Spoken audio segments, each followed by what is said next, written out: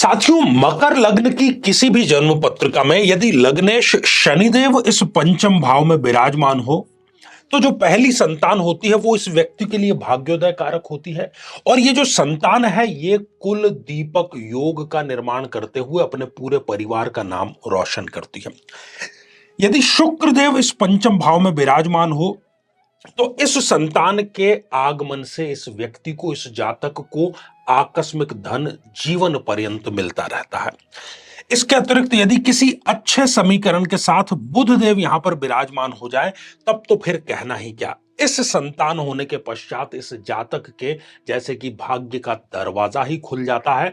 सुख, समृद्धि, ऐश्वर्य, वैभव सब कुछ प्रचुर मात्रा में इनको अवश्य मिलता है।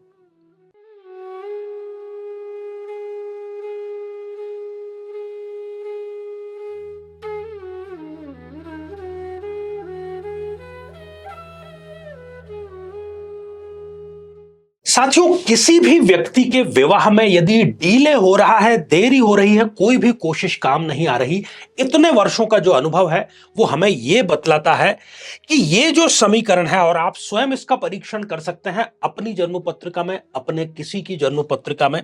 यदि शनि, राहु, केतु, मंगल यदि लग्न में विराजमान है, इनमें से कोई एक या अधिक ग्रह इस सप्तम भाव में, जो कि विवाह का भाव होता है, शनि, राहु, केतु, मंगल इनमें से कोई एक अधिक विराजमान है, या मंगल 12th हाउस में, 4th हाउस में यहां से बैठ करके दृष्टिपात कर रहा है, या शनिदेव की बात करें तो यहां पंचम भाव में विराजमान होकर के या दशम भाव में विराजमान होकर के इस सप्तम भाव को देखने का कार्य कर रहे हैं।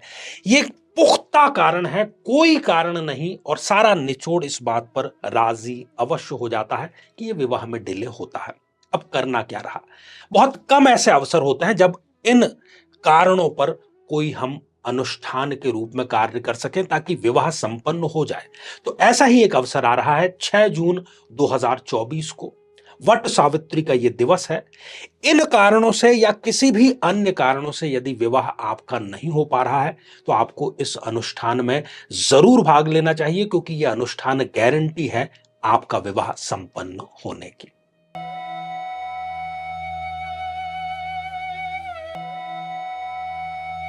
तो मेरे बहुत ही प्रिय और बेहद सम्मानित साथियों, हृदय की असीम गहराइयों से अभिनंदन, बहुत बहुत हार्दिक स्वागत। साथियों, चर्चा इन दिनों हमारी संतान पक्ष को लेकर के चल रही है और दोनों पक्षों पर हम चर्चा कर रहे हैं। कब कब जन्म पत्रिका में इस प्रकार के योग होते हैं कि शीघ्र, स्वस्थ और भाग्योदय कारक संतान व्यक्ति को प्राप्त होती है, और इसके ठीक उलट कब ऐसी परिस्थितियां बनती है कि व्यक्ति जो है वो निःसंतानता का दंश झेलता चला जाता है, या उसको संतान मिल भी जाती है तो उसकी हरकतें ऐसी होती है कि वो ईश्वर से यही कहता है कि ऐसी औलाद देने से अच्छा था कि आप हमारी झोली खाली ही रखते।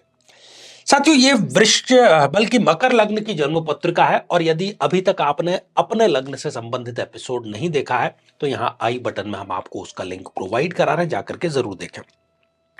तो मकर लग्न की यह जन्म पत्रिका है, और मकर लग्न का जो जातक होता है साथियों, संयमी होता है, कम में गुजारा करने वाला होता है, कभी श्रेय नहीं लेता। उसको लगता है कि बस आराम से बैठे रहे, हालांकि खर्चीला बहुत होता है, आलसी भी कई बार होता है, या तो कोई कार्य हाथ में लेगा तो पूरा करेगा, नहीं लेगा तो बस वो बैठा ही रहेगा, इस प्रकार की उसकी प्रवृत्ति होती है। छोटी छोटी बातों की चिंताएं बहुत ज्यादा करता है। तो साथियों, सबसे पहले हम कुछ वो बिंदु, कुछ वो समीकरण जान लेते हैं जबकि इनको भाग्योदय कारक संतान अवश्य मिल जाती है। तो शुरुआत हम करेंगे शनिदेव से। साथियों, यदि इस जन्म पत्रिका में शनिदेव स्वयं इस पंचम भाव में विराजमान हो जाएं, या इस तृतीय भाव में विराजमान हो जाएं, या इस एकादश भाव में विराजमान हो जाएं, इन सभी स्थितियों में स्वयं यहां पर विराजमान होकर के यहां से ये दृष्टिपात कर रहे हैं, और यहां से भी ये पूर्ण 7वीं दृष्टि से दृष्टिपात कर रहे हैं। इन तीनों ही परिस्थितियों में इस जातक या जातिका को बहुत ही सुंदर, बहुत ही भाग्योदय कारक संतान प्राप्त होती है, और ये जो जातक है इस संतान के बाद में स्वयं भी तरक्की करता है, और ये आने वाली संतान भी कुल दीपक योग लेकर के आती है, अर्थात अपने खानदान में सबसे ज्यादा तरक्की करने वाला वो इंसान, वो स्त्री या पुरुष जो भी संतति है वो अवश्य बनती है। साथियों, यदि इस जन्म पत्रिका में शुक्रदेव स्वयं यहां पर विराजमान हो जाते हैं, जो कि एक योग कारक ग्रह है, स्वग्रही हो गए, त्रिकोण के अधिपति होकर के स्वयं त्रिकोण में यहां पर वो विराजमान है। इस परिस्थिति में ऐश्वर्य और वैभव, आकस्मिक धन, शेयर मार्केट से लाभ, ये सारी परिस्थितियां इस व्यक्ति को इस संतान के होने के बाद में जरूर प्राप्त होती है, शीघ्र संतान प्राप्त हो जाती है। बल्कि यदि ये सरकार में काम कर रहे हैं या किसी पॉलिटिकल पार्टी में है, तो इस संतान के बाद में इनकी पदोन्नति या कोई बहुत बड़ा पद भी जरूर इनको मिलता है। और ये समीकरण तब भी बन सकता है जबकि शुक्रदेव यदि यहां पर विराजमान हो जाए, क्योंकि वो यहां से इस संतान भाव पर पूर्ण दृष्टिपात कर रहे हैं अपनी सप्तम दृष्टि से। साथियों, बढ़ते हैं अगले समीकरण की तरफ, और अगला समीकरण है बुध देव को लेकर के, जो कि स्वयं एक योग कारक ग्रह है। यहां पर यदि स्वयं बुध देव यहां पर विराजमान हो जाएं या इस एकादश भाव में विराजमान होकर के अपनी पूर्ण सप्तम दृष्टि से यहां पर दृष्टिपात कर रहे हैं, पर इन दोनों ही परिस्थितियों में क्योंकि बुध को अपना बल दिखाने के लिए, अपने कारकत्व को दिखाने के लिए किसी दूसरे ग्रह की वरद हस्त की, उसके साथ की आवश्यकता पड़ती है।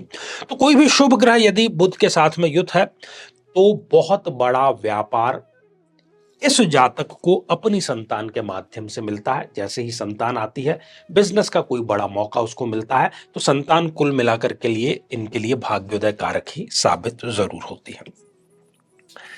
साथ ही इसके अतिरिक्त मंगल भी यहां पर इनके लिए फेवरेबल स्थिति ही लेकर के आता है, क्योंकि यदि मंगल स्वयं यहां पर विराजमान हो जाए